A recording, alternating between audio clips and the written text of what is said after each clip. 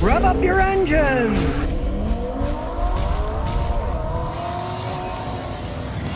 Well, you may have seen it outside of Nashville. A Kia Soul burnt down to the ground. Now, Jordan Luster was behind the wheel of her Kia.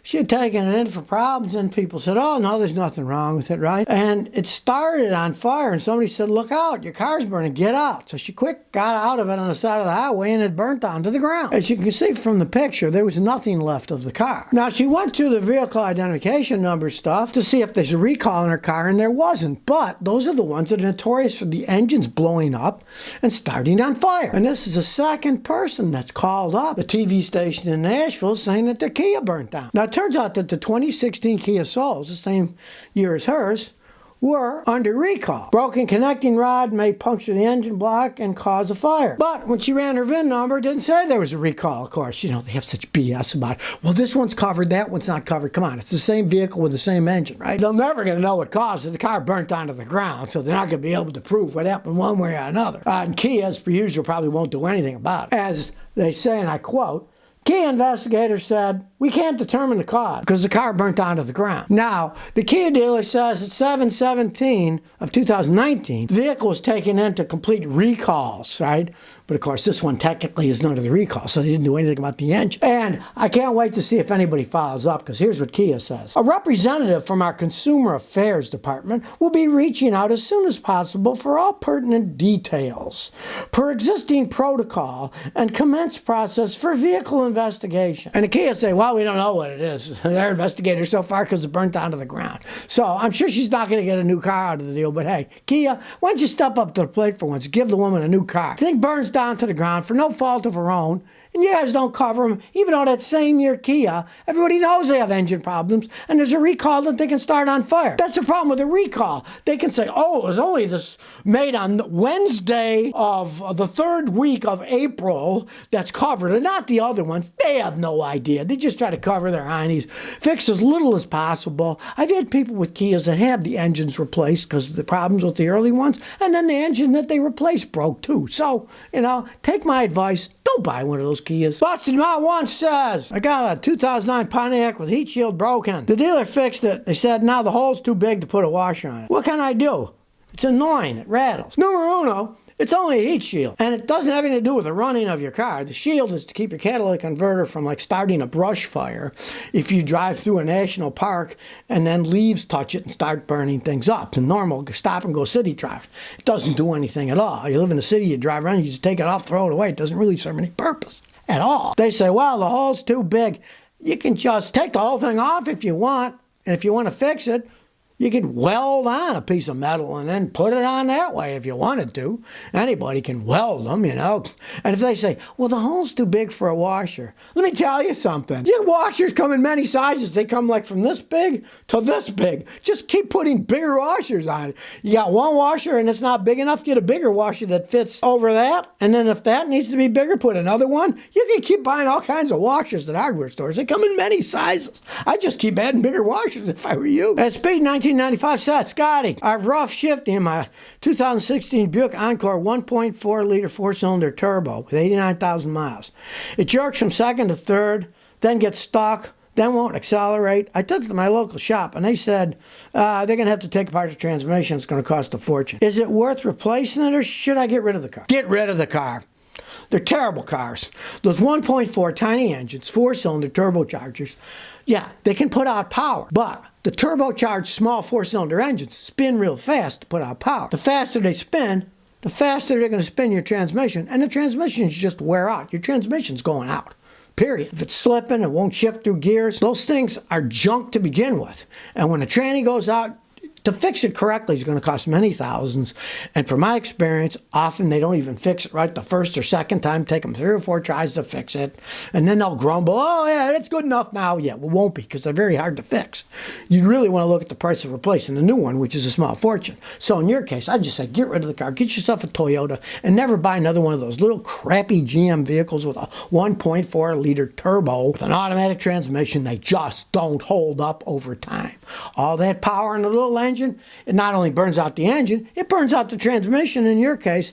Hey, if I had a car that had a tranny burn out at 89,000 miles, I would want to strangle the person who manufactured it because that is just poor. My Celica has 230,000 miles on it. It's still got the original tranny and it still shifts like a dream. It's just BS. They wear out at 89,000 miles. SDR Toyota says, I got 2000 Tundra, 4.7, 215,000 miles. The oil pressure gauge fluctuates almost to the high point as the RPMs go. It reaches the needle below the H. I ran carbon cleaner, changed the oil sending unit. What would you do? A lot of times as those age, the gauge in the car gives a false reading. So if I were you, I would have a mechanic like me put a regular oil pressure gauge on it, a mechanical one. Run it and see what the actual pressure is. You'll probably find it does not have high oil pressure. The oil pump just pumps, builds up pressure. There's no kind of pressure release valve or anything. It just pumps a certain amount of pressure. So I'm assuming your gauge is broken in the dash. Now you changed the sending unit, it made no difference, so that meant the sending unit was okay. So it's probably the dash being as well. You'll probably find it has normal pressure. Now if it actually did have high oil pressure, stop driving it, because the only way you can get high oil pressure is if somewhere in that system you have a restriction in the oil system. Before that restriction, the pressure will be high. So where your gauge is, the pressure would be high. But after it, it would be low. So some part of your engine would be getting oil starvation, not getting enough oil. So have a mechanic like me hook up a regular gauge. And if he says, your gauge is just reading wrong, just ignore the whole thing. That's probably what it is. But if it does actually have high oil pressure, you're going to have to fix it to find out where the restriction is, because the oil area after that restriction is not going to get enough oil, which will destroy that part of the engine eventually. Well, here's the former CTO of Tesla, and what does he say? And I quote, with the rise of production of EVs, it would be fundamentally impossible to do today. Of course, CTO is Chief Technical Officer, right? Doesn't work for Tesla anymore. But he's saying, where are you going to get all the battery materials from? It'd be fundamentally impossible to make millions and millions and millions of them with the technology we have today, with the amount of lithium available. There's a guy who works in the business. It's kind of funny because the other day I was checking out a guy's car here in Rhode Island. He worked for the power company in Massachusetts, and I kind of laughed. I said, well, what do you think about electric cars since you work for the electric power company? He said, what a joke. He said, we're busting our balls, he said, to keep the infrastructure even working as it stands today. He said, you add millions of electric cars to the mix, it would never work. And this is a guy who works for the power company. He wants to sell you power, right? But he's saying there's no infrastructure for and he works for the power company. This is some politician standing on a cardboard box, kissing babies, eating apple pie, and telling everybody how we're all going to save by electric cars. This is a guy who works for the power company. He said, we're spending our time patching together our system as it is. You add all this stuff on it, there's no way the system itself would hold up. And this guy is saying you can't even build the things that they have mass production. The ex-chief technical officer of Tesla says, there aren't enough new raw materials to keep building and throwing them away. It would be fundamentally impossible. Of course, he doesn't work for Tesla anymore, so you don't have to worry about Elon getting mad at him, right? The farce of the whole thing is just comical if you talk to anybody who's actually in the business like I do, trying to throw this crap out to us and saying, Americans, like the Democrats are saying, Americans will save an average of $1,000 a year if they go to an electric car. No, they won't. Think about a car. Where's the electricity coming from? Where are the batteries coming from? Oh, magically they'll just appear. Poof, the magic dragon, right? Not Munoz says, Scotty, should I get a BMW Z4 2006 to 2008? The bad rep scares me, but it looks like fun. Should I just stick with a Miata or a Lexus? Yes, I agree with your second option. Get a Miata or a Lexus. Those BMW Z4s are one of the biggest money pits ever made. I had a customer in Houston who was a lawyer. And I'm talking about a high executive lawyer for big corporations. He made almost $1 million smackers a year, right? He bought one for his daughter. And even he said, that thing is just a money pit. She likes it driving around. But man, I get sick of paying for that thing.